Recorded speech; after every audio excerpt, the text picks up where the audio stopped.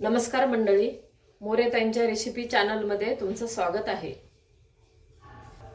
आज आपण ब्रेड पासून रेसिपी करणार आहे। तुम्ही सँडविच पण पाहिलेले असतील किंवा ब्रेड पकोडा मी पण केलेले आहेत, पण आता मी माझ्या पद्धतीने एक दुसरी ब्रेडची रेसिपी दाखवणार आहे। तर तुम्हाला त्याचं साहित्य दाखवते। आता हे ब्रेड घेतलेले 4 ब्रेड घेतलेत। वाटाण्याला ना बटाट्यासोबतच थोडं उकडलं होतं तर असे छान नरम झालेले। आणि बटाटे घेतलेले उकडून। तुम्ही मोठे असले तर मोठे पण घेऊ शकता बरं का। माझ्याकडे नव्हते ना तर मी ह्याचा वापर केला, ह्याला पण उकडून घेतले। तर आपण कांदा कापून घेतलेला आहे, कोथिंबीर, टोमॅटो, हे लाल मिरचीचं तिखट, हळद, चाट मसाला आणि मीठ। आता आपण ब्रेडचे आधी असे छोटे तुकडे करून टाकणार आहे। 4 ब्रेडचे तुकडे करून टाकते।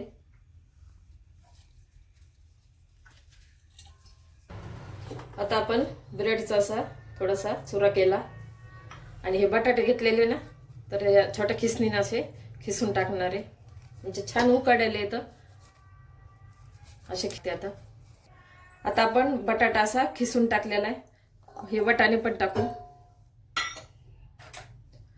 कांदा, कोथिंबीर, टोमॅटो, लाल तिखट तुमच्या आवडीप्रमाणे, थोडीशी हळद,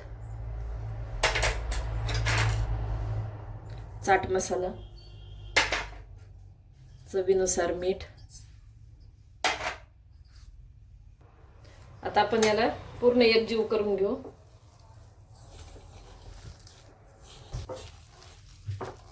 आपण आता हे सर्व एकजीव करून घेतलेले। याला पाणी काही लागलेलं नाहीये। आपला कांदा थोडासा ओलसर, कोथिंबीर ओलसर आणि टोमॅटो टाकलेला आहे, त्याच्यामुळे ब्रेड याच्यात एकदम एकजीव झालेले। बटाटा पण ओललाच होता, वाटाणे ओलले। तर अशा प्रकारे आपण आता हे भिजवून घेतले। आता आपण थोडंसं तेल किंवा थोडंसं पाणी हाताला लावून घ्यायचं आणि याचे ना छोटाले कटलेट तयार करायचे, म्हणजे हाताला चिटकणार नाही। पाणी लावलं तरी चालतंय किंवा तेल लावलं तरी चालतंय। अशा प्रकारे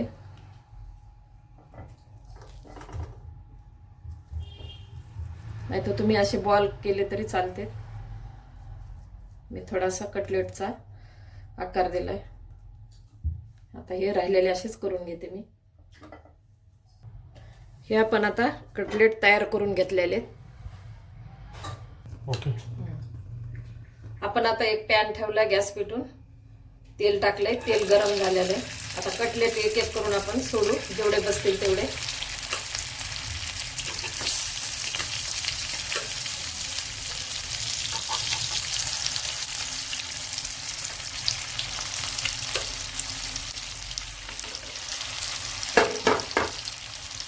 आता याला चांगलं खालून कलर येऊपर्यंत आपण याला भाजून घेणार आहे आणि थोडासा कमी गॅस करून। लगेचच आपल्याला उलटायचं नाहीये।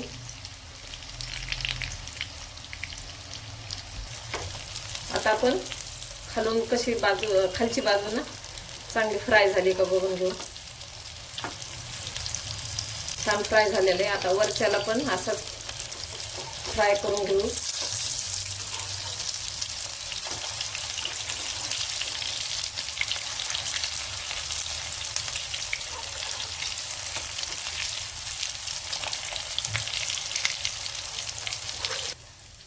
आपल्या दोन्ही बाजू पण अगदी मस्त झालेल्या आहेत। आता आपण काढून घेऊ। छान तळून म्हणा किंवा भाजून म्हणा थोड्या तेलामध्ये। आता राहिलेले मी असेच फ्राय करून घेते। अशा प्रकारे ब्रेड कटलेट तयार आहे। एकदा नक्की ट्राय करा आणि कमेंटमध्ये कळवा।